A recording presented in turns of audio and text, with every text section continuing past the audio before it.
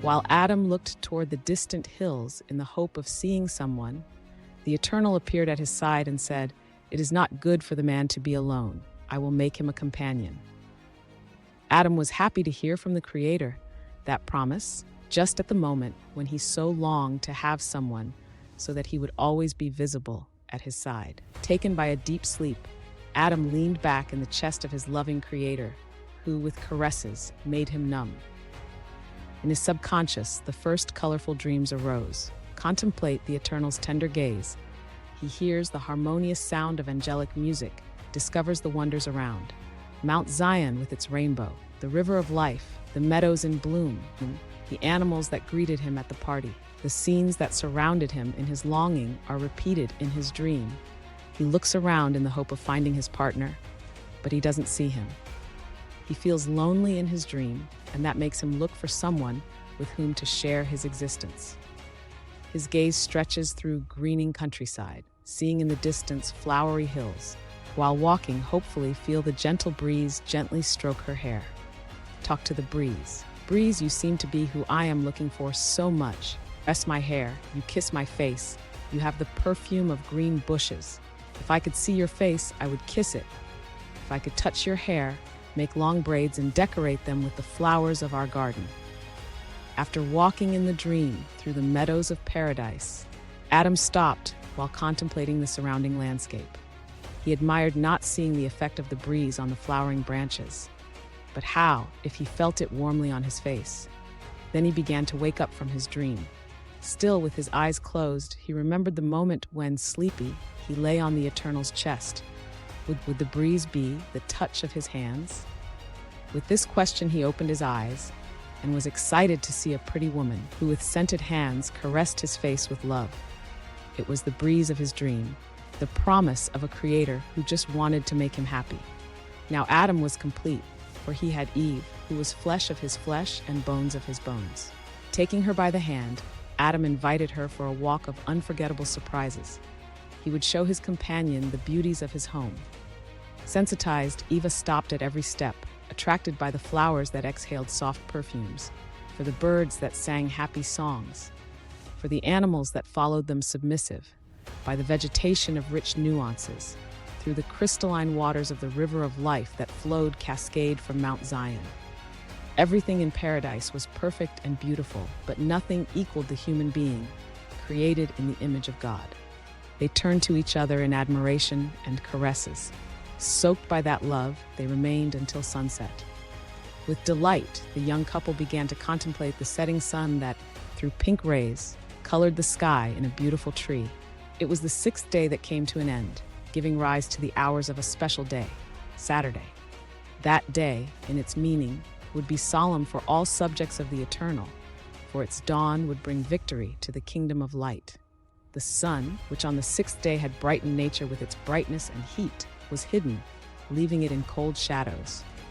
The cheerful birds, silencing their trills, looked for their nests, while the other animals were collected.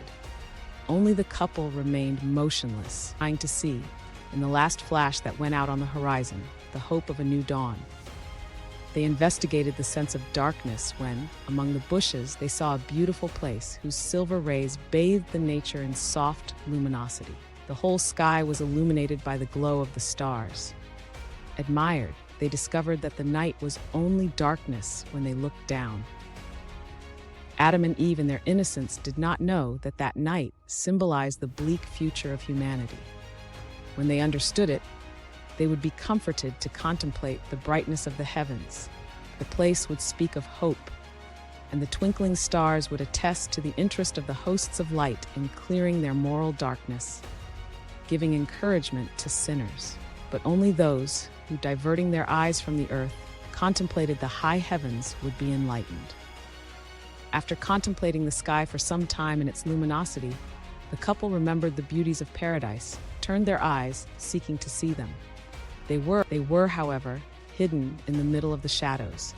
How much they wished for dawn, for only he would bring paradise. Before the longing of the human heart, the Eternal appeared in the midst of darkness, returning to the couple the joy of meeting again in a colorful garden. Bathed in soft light, they were now walking through green in flowery meadows. The brightness of the Creator woke up the nature where they passed, coloring and brightening everything around. The couple, admired, learned that next to the Eternal, they could have a paradise in the middle of the night. Feeling sleepy, Adam and Eve lay on the lap of the loving Father, who made them fall asleep sweetly, hopeful in a happy awakening. Leaving them on the soft grass, the Eternal rose to the side of the contemplative hosts. He would manifest again at dawn, waking the couple for the most solemn event, which would reduce to dust the most vile accusations of the enemies. The dark and cold night, through its long hours, seemed to mock the light. Would you forever obfuscate the beauties of creation? Oh, never. The sun would not recede in the face of darkness. He would appear shortly as a liberator, snatching with his warm rays the nature of the cold claws, giving him life and color. In a final challenge, darkness became dense in the hours before dawn. The night lashed out his forces to fight for usurped rule. Finally, a flash appeared in the east that seemed to speak of hope in a new day. The sky gradually became colorful of a reddish alive. The helpless darkness withdrew from the rising force of light and was consumed in its escape. Nature began to wake up from the long night, reflecting in its bosom the nostalgic rays. Flowers would open, exhaling perfumes of joy. Animals and birds silenced at night, joined the voices in a triumphant chant in salutation at the dawn of that great day. The black night had come to an end, giving rise to the daylight dreamed. It was a special meaning for God because it foreshadowed the final victory of his kingdom over the dominion of rebellion. The Eternal would now wake up his human children who, bathed in the light of his presence, had slept in the hope of a happy dawn. In a festive march, all the holy hosts, with songs of victory, accompanied him to the paradise bathed in light. When they were close, the Creator stopped staring at the sleeping couple and exclaimed softly, "Wake up, my children." His voice entered Adam and Eve's ears, waking them up for the happiest communion. How quickly he scratched the long-awaited morning, bringing in his light the sweet paradise, lost in that night. With joy, the couple greeted their divine Creator, joining the angels in triumphant antiphons.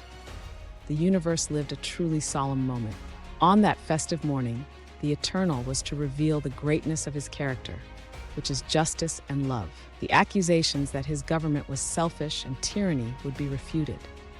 In the eyes of all the rational creatures of the vast universe, God led the young couple to Mount Zion, place of the divine throne. There, before the shudder of the muted hosts, the Creator, in a surprising gesture, covered the man with the royal robe, placing on his head the crown that had been coveted by Lucifer. Moved by deep gratitude for the supreme honor conferred, Adam and Eve bowed reverently, placing their precious crown at the feet of the Creator, in sign of submission. A cry of victory followed that human gesture that shook the entire creation. The children of the light, who for so long had suffered insults and humiliations in the face of the constant accusations of the rebel hosts, praised the blessed God, who in his work of justice denied the enemies, revealing his character of humility, detachment, and love. Having constituted man as the Lord of all creation, the Eternal, with a solemn voice, began to make him aware of the greatness of his mission. As a faithful steward, you should take care of paradise, keeping the source of the river of life clean.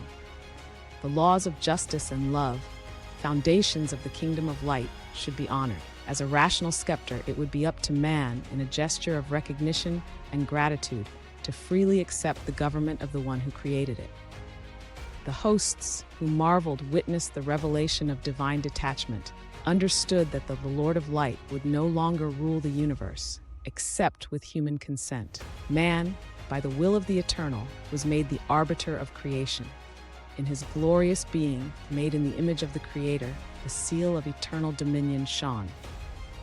After revealing to the couple the infinite honor and responsibility of their mission, the Creator made them aware of the spiritual conflict that was working for the conquest of universal dominion. Lucifer, who for countless ages had served the divine king in Zion, had been corrupted by pride and selfishness. Being followed by a third of the rational hosts, they sought now to dethrone the Eternal, dishonoring him with vile accusations.